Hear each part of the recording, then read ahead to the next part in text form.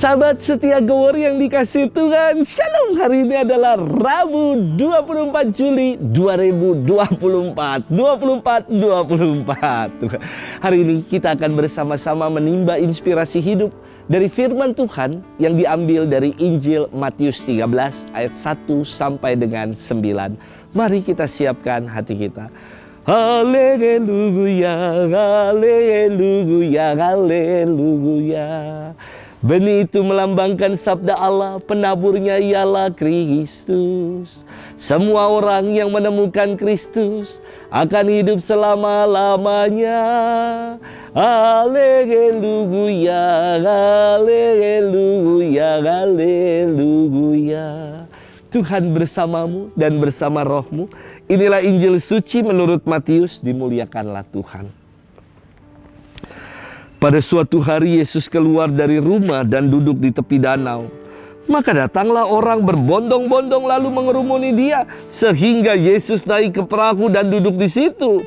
Sedangkan orang banyak semuanya berdiri di pantai. Yesus mengajarkan banyak hal kepada mereka dengan memakai perumpamaan-perumpamaan. Ia berkata, ada seorang penabur keluar menaburkan benih. Pada waktu ia menabur, sebagian benih itu jatuh di pinggir jalan, lalu burung-burung datang memakannya. Sebagian jatuh di tanah yang berbatu-batu, yang tidak banyak tanahnya. Lalu benih itu segera tumbuh karena tanahnya tipis. Tetapi sesudah matahari terbit, layulah tumbuhan itu dan menjadi kering karena tidak berakar. Sebagian lagi jatuh di semak duri, lalu makin besarlah semak itu dan menghimpitnya sampai mati. Dan sebagian jatuh di tanah yang baik lalu berbuah. Ada yang 100 ganda, ada yang 60 ganda, ada yang 30 ganda.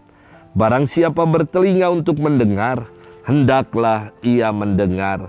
Demikianlah sabda Tuhan. Terpujilah Kristus. Sahabat setia Gowor yang dikasih Tuhan, Shalom. Aduh, kok lagi panas-panas, keringetan kayak gini, paling enak apa? Minum es kelapa. Saya pernah pelayanan di daerah Grisenda menuju ke arah Kapuk sana. Di situ banyak yang jual kelapa. Pernah dalam pelayanan karena aduh panas, lagi naik motor, kepanasan, mampir dulu minum es kelapa enak. Beli kelapa batok, murah meriah saudara-saudari, harganya cuma Rp7.000. Tetapi dalam kesempatan lain, saya pernah minum kelapa batok yang sama, rasanya juga sama, tetapi di Lands End. Pesan kelapa batok, kelapanya diparut cakep, ada stempelnya, ada colokan pakai payung itu ya, ada payung-payungannya. Harganya Rp35.000. Kelapa yang sama yang saya beli Rp7.000 di Kapuk, kok di Lands End harganya jadi sabango Rp35.000. Tapi saya juga pernah minum kelapa di sebuah restoran yang bagus. Wah. Lalu ketika disajikan, kelapa itu diparutnya dengan lebih bagus, dipapas potongnya. Gulanya dipisah, es batunya dipisah. Sembari ada live music, piano yang mengalun. Harga kelapa di sana Rp70.000. Naik 2 kali lipat. Dari sabango di Lands End, di restoran yang mewah itu harganya Rp70.000. Saya bermenung begini ya, kelapanya sama loh. Mungkin sama kelapanya tuh dari si Bang Jali, Bang Asep yang ada di Kapuk. Kenapa harganya beda? Rasanya sama loh, tidak beda. Bentuknya juga seperti itu kelapa. Tetapi kenapa ya harganya beda? Ternyata yang membedakan adalah tempatnya. Tempat yang membedakan harga dari si kelapa itu. Sahabat setia Gowor yang dikasih Tuhan, dalam firman Tuhan hari ini, Yesus mengisahkan perumpamaan tentang seorang penabur. ada keanehan dalam kisah ini. Dikatakan seorang penabur, namun kok rasanya seperti menabur benih secara sembarangan. Karena ia menabur di pinggir jalan. Buat apa nabur di pinggir jalan? Pasti nggak tumbuh. Ia menabur di tanah yang berbatu-batu. Buat apa? Dia menabur juga di semak berduri. Dan ia menabur pula di tanah yang subur. Mestinya penabur ini kan tahu dong tanah yang pasti akan menghasilkan, yakni tanah yang baik dan subur.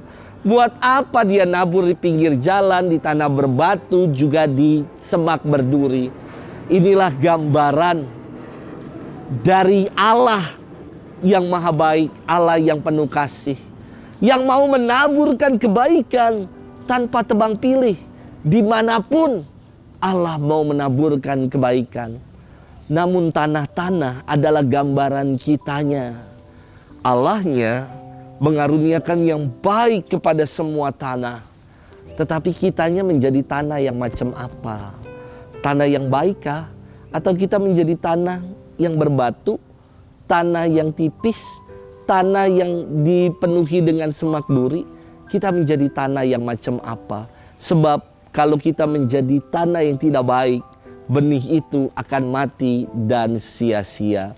Sahabat setia gower yang dikasihi Tuhan, ada 4 tempat di mana benih itu jatuh. Buat saya, yang jatuh di pinggir jalan menggambarkan orang yang mendengar kabar baik, lalu yang didengar itu tidak tumbuh sama sekali. Sebab iman tidak menjadi pegangan dalam kehidupan orang-orang yang demikian. Namun, yang ditabur, yang di tanah berbatu, tanah yang tipis, adalah gambaran seorang yang beriman, mudah beriman, percaya sama Tuhan. Dia nyanyi, tak usah ku takut. Kalau hari Sabtu dan Minggu nyanyinya lagu kayak begitu. Tetapi di malam hari dia nyanyi lagu trompet pemersatu bangsa. Waduh. Jadi nggak sinkron antara iman dengan perbuatan yang harus diwujud nyatakan. Yang ditabur di semak berduri adalah gambaran orang yang tidak sepenuhnya mengandalkan Tuhan. Ketika ada badai kehidupan menerpa, orang ini menjadi bimbang, galau, takut, dan meninggalkan imannya. Lantas, yang ditabur di tanah yang baik adalah gambaran orang yang setelah mendengar kabar baik, dia buat kebaikan itu dalam hidup. Inilah orang yang berbuah. Benih itu tidak mati, tetapi benih itu berbuah dan buahnya berlipat-lipat. Karena apa yang dia dengar, sungguh-sungguh dia imani, dan iman itu diungkapkan dalam perbuatan nyata sehari-hari. Bagaimana dengan kita? Setelah kita mendengar firman Tuhan, firman yang sama kita dengar hari ini, tetapi tergantung kita. Benihnya sama-sama baik, tergantung kita tanahnya. Apakah mau bertumbuh dan berbuah, atau setelah mendengar firman ini tetap auah, kita tidak buat apa-apa.